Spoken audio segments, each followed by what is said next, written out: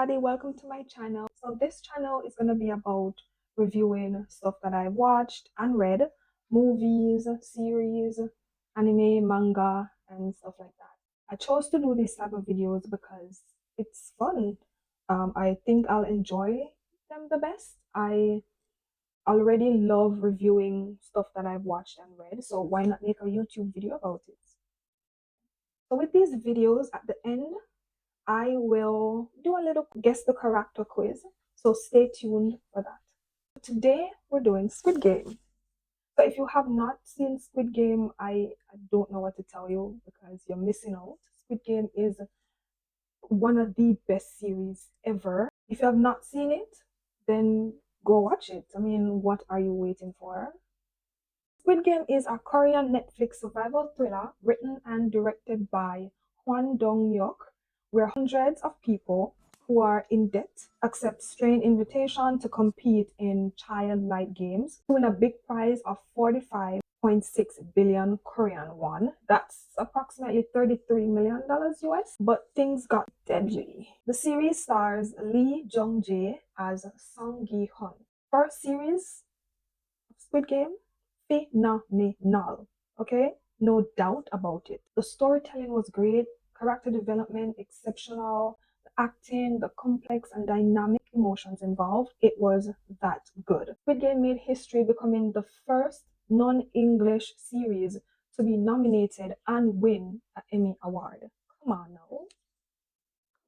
Worldwide viewership off the charts. Squid Game reached number one in all 93 countries where Netflix operates in within the first day it was released. Can I tell you? It's the most watched series of all time on Netflix. Season one, though. Season one. So if you haven't seen Squid Game at all, and if you haven't watched season three, spoilers are ahead. Overall, season three was good. I want to talk about things that I liked. I liked that they teased us with Thanos. He's so funny. I actually miss him a lot in season three. Thanos was played by Choi Subong, aka Top or TOP, I believe that's his name. I like that they brought back Semi, played by Won Jian, and my favorite girl, Sebyok, played by Jun Ho Yun. They closed the chapter on Sebyok's brother, who was left in an orphanage when their mother left, and I believe their father died. The brother was reunited with their mother. So I like that as well. Another thing that I liked was that the games were good. The games reveal a lot of ruthlessness in the players. They killed each other a lot this season compared to the other seasons. I sort of like that. I'll give that a plus. So another thing I love was that they introduced a recruiter in America. This is a big hint from Netflix that the series is expanding worldwide. Looks like it might start with the US based on the hint in the last episode. There's a rumor that an English version of the series is currently being developed, set to be written and directed by David Fincher. If you don't know him and you've watched The Social Network and Gone Girl, he directed those. At first, I was skeptic about an English version of Squid Game, but I don't know, maybe it's gonna be good. Who knows? It might be good. It might be good. Now that we've talked about all the good things, all the things that were positive, it's time to get into the things that weren't so great. There were a few things that did not sit well with me and a lot of people who watched the series. First on the list, Detective Juan. Detective Juan Junho, played by this guy. He served absolutely no purpose. What was he doing? What was his job? He contributed nothing to the plot. Unfortunately, I mean, I'm just being honest. He didn't do much. He did not do as much as I think he should have done, or I think he should have brought to the series. There was a lot of missed opportunity for him to contribute more, do something. The only thing he did was get his crew members killed. I mean, he did save Player 246 and the second drone pilot guy, but still, come on, what was he doing? He just went there and all he said was Why? Why? Why what? Do something, bro. Do something. You spent 2 years searching for the island and you finally found the island and you did absolutely nada. Nada. You did nothing. He did nothing. Sorry, but he did nothing. And for doing nothing, this man is now a billionaire with a baby. He's a billionaire father for doing nothing. I am sort of disappointed that there were no consequences. Everyone went home scot free. Nobody paid for what they did. So the next thing that really ruined, I'd say, the show, the VIPs. The VIPs. Yes, the VIPs. Me and a lot of people noticed that the VIPs were cringe. The scenes, it felt forced and their dialogue was just basic and lame. I didn't feel the connection that I wanted to feel or that I was supposed to feel. They were trying to portray being villains based on their dialogue, but it didn't work. It was cartoonish and cringe. I watched it in English and I could tell that the VIPs were mouthing English words, but the sound or the voice was not matching the words or some of the words. It wasn't flowing properly. So I was like, wait, is this an English dub for English? Why was there a need to voice over English with English? It just ruined it for a lot of people, including myself. A lot of critics believe that this ruined the feel of the show. They didn't connect with the VIPs or what they were trying to portray. It didn't work. Didn't work. Yeah, it didn't work. They could have cut out a huge chunk of the VIP section.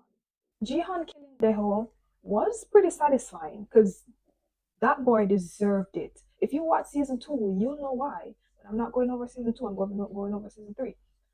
You know why. You know why. He deserved it, and I was excited about his death. That sounds bad, but I was excited because he deserved it. He ruined their entire plan. But yeah, we're not going over season two. The build up was great. The steering, all of that was great. I was anticipating, I was ready. But when it comes time for the killing, Jihan hesitated and it took too long. I wanted him to get rid of that, get rid of Deho, just get rid of it. It was a little bit drawn out, just a little bit, it was a little bit drawn out for me, because he definitely hesitated. I presume he was rationalizing his decision. He probably was having second thoughts about killing Deho, maybe, but still a little bit too long.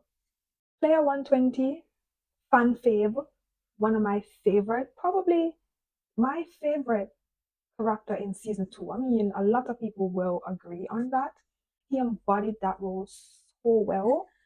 She did phenomenal. Well, he did phenomenal, but he's cast as a female, as a woman, sorry. He's cast as a woman.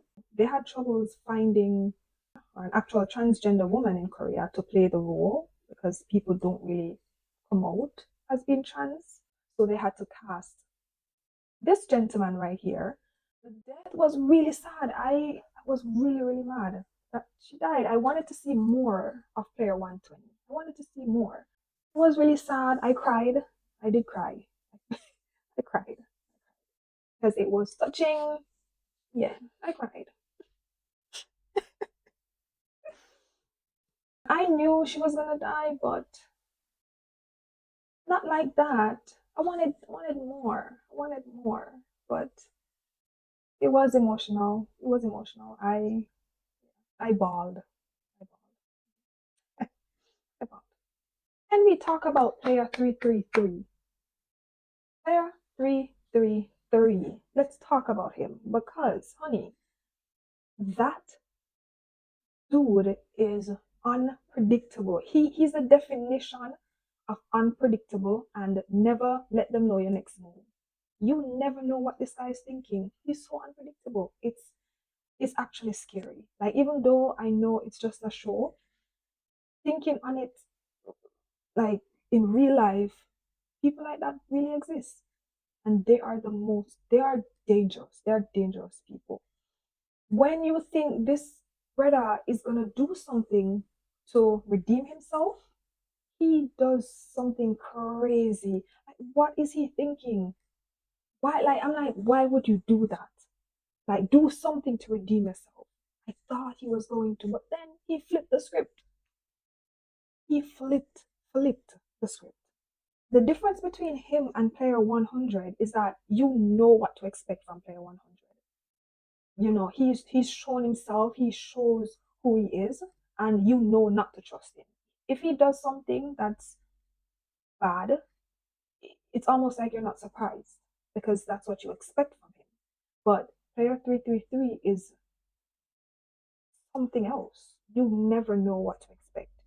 I really thought he cared about Junhee and the baby, but this, he was ready to throw the baby away, become a billionaire. He was ready. He was ready. He said, them kids, literally. He said, I want the moolah.